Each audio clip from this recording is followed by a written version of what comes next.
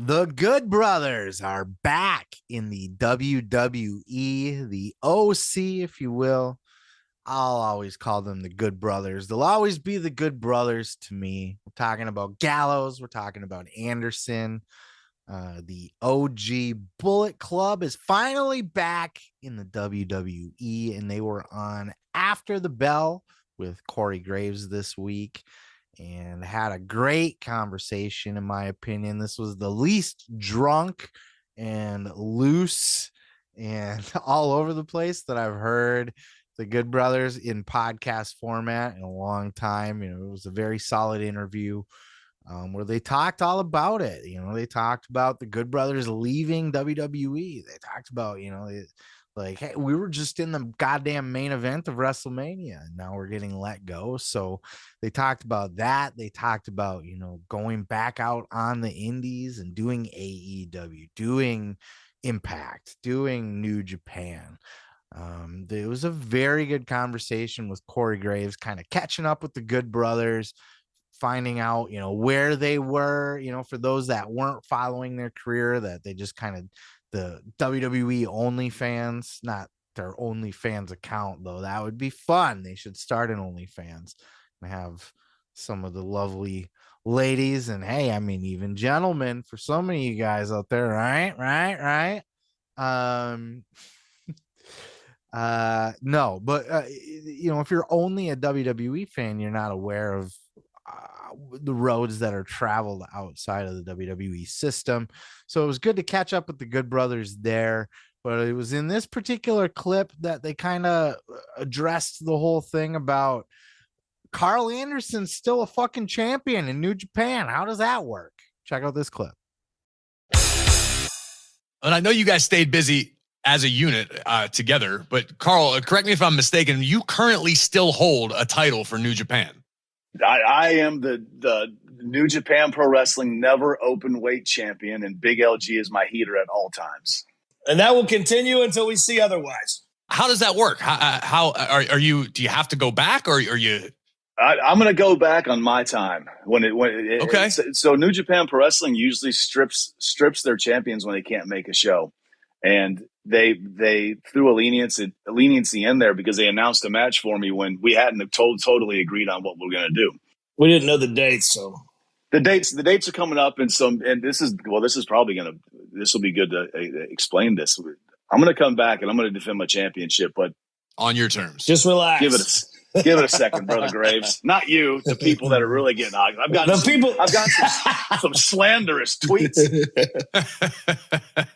No, it's like I saw Shinsuke at NXT about a couple weeks ago, and even he pulls me aside and he goes, "Chado, big problem. You New Japan big heat because of never title, because even Shinsuke doesn't know. Doesn't understand what's going on. And just for anybody listening, for the sake of anybody who may not be familiar, the Japanese as a culture do business very differently, and that includes the sports entertainment industry. And there are certain lines that you don't cross, and it's very different than it is here in the United States. And the brand that you work for, there's a loyalty goes very far, and there's a lot of separation over there as opposed to kind of a big business. So yeah, which can also teeter into personal life where the boys can get mad at you thinking you're actually doing something and don't realize because they kayfabe the boys. Yeah, they do. Yes, they do kayfabe the boys. No, but I told Shin, I said, yeah, I'm going to go back at some point. We're just trying to work out the dates because, WWE is, man, you're live. You're live every Monday. You're live. You got to go to Saudi Arabia. This is really interesting because this goes into a bigger question, is that I assume Karl's just going to go to Japan and drop the belt because the schedules aren't going to match up. As Karl said in the interview, it's at least a 4-day trip just to go do a day there. You know what I mean? But is the forbidden door open, or is this at least dipping the toe in the water for WWE to see if the forbidden door is open to them? There's some, because look at Shinsuke Nakamura is going to work at Noah to work. Muda, I guess, is on a retirement tour of some kind. God damn, the Muda's fantastic too, isn't he? Like, Muda's one of those guys, like he was like the first guy. Him and Shushin Liger were like the first two guys, at least when I was a kid. They were the only ones I was aware of to really come on over to the United States and have a run over here and get their name spread here, which I think really did a lot for their legendary status. Now, there was moments, WWE has dipped their toe into being open before. They had Tenru and Katao, on WrestleMania 7, and then they did a Royal Rumble, I think, as well.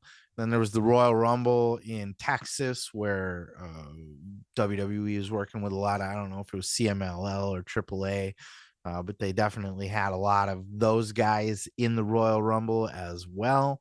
And they've always kind of dipped their toe into maybe not. You remember Shushin Liger came to NXT to work with Tyler Breeze, and that makes me think, look, Triple H, as much as he came up under McMahon and he learned promoting and all that under McMahon, Triple H is an old school wrestling fan. He's an old school NWA guy. He's a Harley Race guy. He's a Ric Flair guy. He's a Territories guy. Triple H is not a fucking sports entertainment is the only way. And Vince McMahon is, you know what I mean?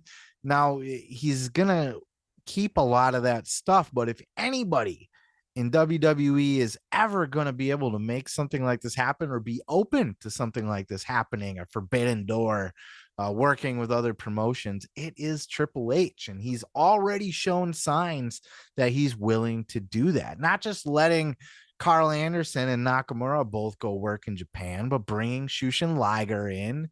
And I believe there were talks, at some point to do more with New Japan back in the day. And I don't think this is going to extend to AEW. I think there is a rivalry there, being the two top United States promotions, even though WWE is leaps and bounds above AEW. Look, we all know that, but AEW is solidly a number two, right? That's not up for debate. And they are a little bit of a headache to WWE because they have the money to bring in the big stars. They have the money to steal guys away from you. So WWE is not going to play friendly with them, but and I don't know that they'll play friendly with anybody in the United States, to be quite frank. But if they're going to open the door to Japan, I don't know. New Japan's got a good relationship with WWE, with AEW currently. But you never know. I mean, Karl's going over there, and Rocky does a lot of the office work between, for the United States and New Japan.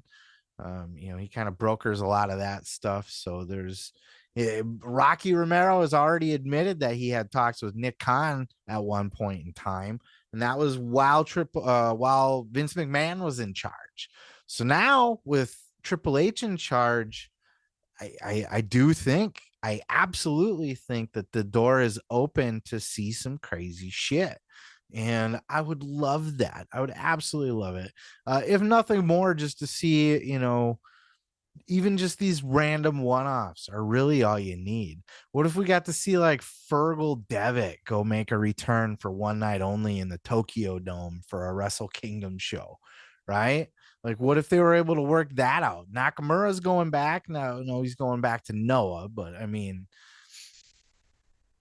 open that fucking door up and especially let some of the Japanese stars go back and let AJ Styles go work the Tokyo. I keep bringing it back to the Tokyo Dome because that's their biggest show, but any of these shows, let AJ go do a match in New Japan, just a one-off. Let Fergal go do a one-off in New Japan. Let the Good Brothers wouldn't it be something if Karl Anderson retains the never open weight title? And it's one of those things like the summer of Punk, right? Where we knew Punk in Ring of Honor was going to WWE. So obviously he's going to drop the Ring of Honor title, right? Or not win the Ring of Honor title. And of course he does win the Ring of Honor title. And now the story is he's going to take it with him. So, I mean, like, just for the sake of, keeping you guessing and keeping things interesting, What if Karl goes over there and where you think he's obviously just going to drop the title and then clean break? What if he retains the title and he's still the champ? That's some good shit. That's some good booking. And in turn, you bring a couple Japanese guys over to what if, you know what I mean? Like they can let AJ and fucking Good Brothers and Fergal and Nakamura all go have some fun in New Japan, and in return they get to bring Okada in to work with somebody, right? Can you imagine? Or fucking Naito fucking coming in and just going tranquilo on somebody? Like the possibilities are endless, and I love the idea of it. And I think, though I'm not going to hold my breath or get my hopes up that it's possible, but if anybody could open a forbidden door to the WWE, it's Triple H. Oh yeah, thanks for checking out the video. Yeah, don't forget to subscribe. Don't forget to like it if you liked it. Yeah, and you can check out full episodes each and every Sunday right here on the channel. Oh yeah, dig it.